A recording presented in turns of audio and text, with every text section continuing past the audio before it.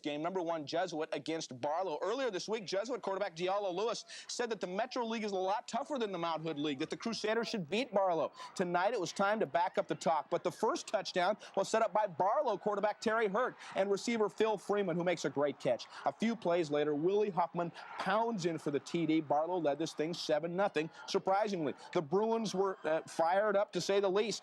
14-0. Barlow led at half. Their defense was all over Diallo Lewis. Third quarter, they extended the lead. Hurt to Huffman one more time. 21-zip Barlow. Jesuit was desperate. They tried to come back, scored a couple TDs. Lewis here to Arnold Gunn, but Terry Hurt and Barlow would get the last word. Tight end Joe Breerbauer with the TD, and this baby was in the books. 28-13, the upset win for Barlow, and yes, the Barlow Bruins were inspired by Diallo Lewis's pregame predictions.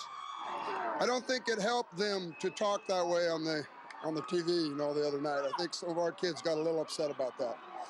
Loose lips sink ships. Earlier game at Civic Stadium had Glencoe 9-2 on the year against 8-3 Lake Oswego. Glencoe's quarterback Mark Corcoran goes deep to Matt Kilgore. What turns out to be a big night. He finds Phil Freeman on the fingertip catch to the Jesuit 12. It sets up the first touchdown of the night. Willie Huffman from the 1, 7-0 Barlow. Tough start for Exploded in the second half. Ricky Colquitt puts it on ice right here. A big upset. Lake Oswego. How about these guys? They beat Glencoe 28-19. They advance to the semifinals. Other games, Ashland winners against Tigers 7-zip. South Salem stays undefeated. And it sets up another Barlow touchdown. Hurt to Douglas, and the upset is in the making. 14-0 Barlow at the half. Bruins continue their dominance in the third. Hurt is hot. He goes to Freeman for another touchdown. The Bruins are cruising 21-0. But Jesuit won't go down without a fight. Watch Diallo Lewis, who'll go to Woody Green. Now this combo finally lights it up over the middle for 23 yards. The Crusaders are finally on the scoreboard, and they make it interesting in the fourth when Lewis goes to Arnold Gunn, cutting the margin back to 21-13, and we have a ball game. But here comes the crusher. Shorty Shongley breaks free for 35 yards, and it breaks Jesuit's back. The run takes the ball to the Jesuit 12, setting up the clinching touchdown, and it's courtesy of Terry Hurt to Joe Breerbauer. And the first shocker of the night is complete with Barlow stunning number 1 ranked Jesuit 28-13, the Crusaders' only loss of the year. And joining us tonight for some analysis is Oregon City football coach Ed Burton. And coach, first of all, how do you explain this one? Jesuit rolling along through the year, and Barlow catches them tonight. Remember what I've always said, Steve. Defense is the key to winning championships. Barlow stepped out on that field tonight and absolutely crushed the Crusaders in the first half. They smothered Green. They didn't give the quarterback much time to throw. There were sacks. There were fumbles. Defense created the ball game. Let's take a look at some of that defense from Barlow tonight, and it was the difference in the game. And no team yet this year has stopped Jesuit like Barlow did tonight. They really combined to really knock Diallo Lewis and Woody Green out of the game. Well, I think one of the things when you look at a defensive play like Barlow had tonight, you've certainly got to give the coaches a great deal of credit. They had Jesuit scouted, they had them planned, and when they executed their defensive strategy, it just worked to perfection. Barlow's been overlooked going into the playoffs, and suddenly they're in the Final Four. They have to be sky high. Well, I think that was the key to the game tonight. They were sky high. As they came out on the field, there was just an excitement in their warm-ups, in their pregame play, in their first quarter play. And boy, they just took over. Emotion is so much in a football game, but playoff time emotion can really play a difference, can it? Well, I think emotion's critical, in the playoffs especially. All right, Coach, thanks very much. We have a lot more quarterfinal action coming your way. Coach Burton will stay with us to add his analysis. Up next, we take you to Coos Bay, where Marshfield entertains powerhouse South Salem on Channel 2 Sports Extra, coming up next. After 41 years in the car business, I thought I'd seen it all. Then Cadillac introduced the all-new Eldorado in Seville. Come and test drive these spectacular automobiles today. We'll also introduce you to the world's... H takes a short shot over the middle, and he'll go 46 yards to the South Salem 10 before Joe Douglas makes the touchdown-saving tackle. But it only delays the damage. Joe Lehman blasts in from 3 yards out. It's tied at 7. The Saxons take their turn with Jason Davis pulling in a 7-yard scoring pass from John Penhollow. South led 14-7. The Saxons had 3 first-half possessions. They would score 3 times. Joe Douglas covers 4 yards with 25 seconds left before the half, and South led 20-7 at the break. The Pirates pull closer in the second half after picking off a South Salem pass. Mark Helfrich goes 17 yards to Mark Hacker on the final play of the third quarter. It was getting competitive at 20-13. Midway through the final quarter, Marshfield converts a second interception into 6 points. Chris Peach on the Oski. And from there, Mark Helfrich keeps from 1 yard out. The Pirates try and fail to take the lead with a 2-point conversion, and South Salem escapes with a 20-19 win. We were fortunate to win this. We didn't play well enough in the second half to, to win it convincingly, and I just feel like we were fortunate they didn't make the 2-point conversion, and you win some, lose some, and you get lucky sometimes. I think we got lucky tonight. They came back hard and fought really hard in the second half. And they're a tough team, and we were scared for a little. I was scared the whole game, and they're a good team. But we got lucky. It could have gone either way. And tonight it goes the Saxons' way. They improved to 12-0 after a 20-19 win. They advanced to the semifinals for the first time since 1971, which is the year they won their last state championship. Steve? Jerry, hats off to Marshfield. A great season for them, but still an impressive win for South Salem, making the trip to Coos Bay, all the travel involved in that, and still pulling out a win, in front of a crowd that Marshfield fans just rooted their team to the very end.